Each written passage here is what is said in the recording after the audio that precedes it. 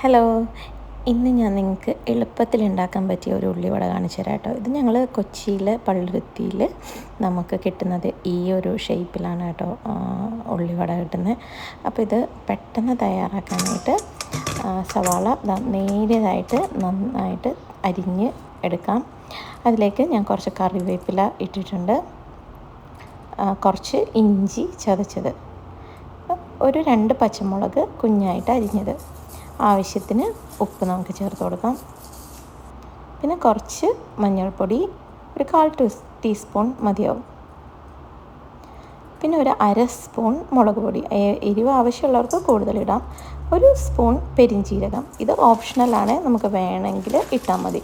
ഇനി നമുക്കിത് നന്നായിട്ടൊന്ന് കുഴച്ച് തിരുമ്മി എടുക്കണം കേട്ടോ.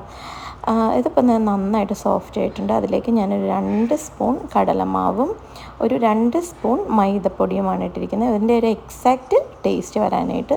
എന്നിട്ട് നമുക്ക് വേണമെന്നുണ്ടെങ്കിൽ ഒരു നുള്ള് വെള്ളം കൂടി ഒഴിച്ച് കൊടുത്തിട്ട് നന്നായിട്ട് മിക്സ് ചെയ്ത് എടുക്കാം. നല്ല തിക്ക് ഒരു ബാറ്ററിൽ നമുക്ക് കിട്ടണം കേട്ടോ, എന്നാലാണ് ഉള്ളിവട നല്ല രീതിയിലൊന്ന് മുരിഞ്ഞ് കിട്ടത്തുള്ളൂ. അപ്പോൾ ഇത് ഞങ്ങൾക്ക് അച്ഛൻ പണ്ട് ചിക്കൻ ഫ്രൈ എന്നൊക്കെ പറഞ്ഞിട്ട് നമുക്ക് കൊണ്ടുവന്ന് തരുന്ന പറ്റിച്ചുകൊണ്ടിരുന്നൊരു സംഭവമാണ്. ശരിക്കും ഉണ്ടാക്കി വരുമ്പോഴും നമുക്ക് ഈ ഒരു ഷേപ്പിൽ തന്നെ നമുക്ക് കിട്ടുകയും ചെയ്യും. അപ്പോൾ ഞാൻ ഒരു സ്പൂൺ എടുത്തിട്ട് ഇങ്ങനെ കുറച്ച് അവിടെ ഇവിടെയായിട്ട് ഇട്ട് കൊടുക്കുന്നുണ്ട്. ഇനി നിങ്ങൾക്ക് ഷേപ്പ് വേണമെന്നുണ്ടെങ്കിൽ നമുക്ക് കയ്യിൽ വെച്ചിട്ട് പരത്തി വേണമെങ്കിലും നമുക്ക് ആ ഉള്ളിവടയുടെ ഷേപ്പിൽ വേണമെന്നുണ്ടെങ്കിൽ നമുക്ക് എടുക്കാം കേട്ടോ. അപ്പോൾ എനിക്ക് കുറച്ചും കൂടി കൺവീനിയൻ്റായിട്ട് തോന്നിയത് ഇതാണ്. കാരണം കയ്യിലൊക്കെ വെച്ച് പരത്തുമ്പോൾ ചിലപ്പോൾ ഷേപ്പൊക്കെ പോകാനായിട്ടുള്ള ചാൻസ് കൂടുതലാണ്. അതാ നമുക്കതിന് കോമ്പിനേഷൻ ഒരു കട്ടൻ ചായയും കൂടി ഉണ്ടെങ്കിൽ അടിപൊളി.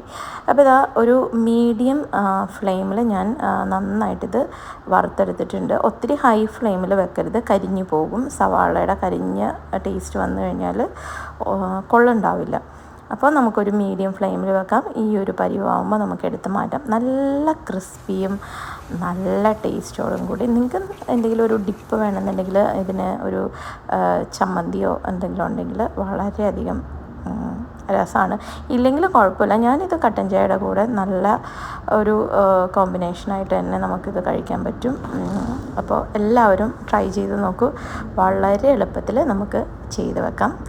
അപ്പോൾ ഇനി നെക്സ്റ്റ് വീഡിയോയിൽ കാണാം. Thank you.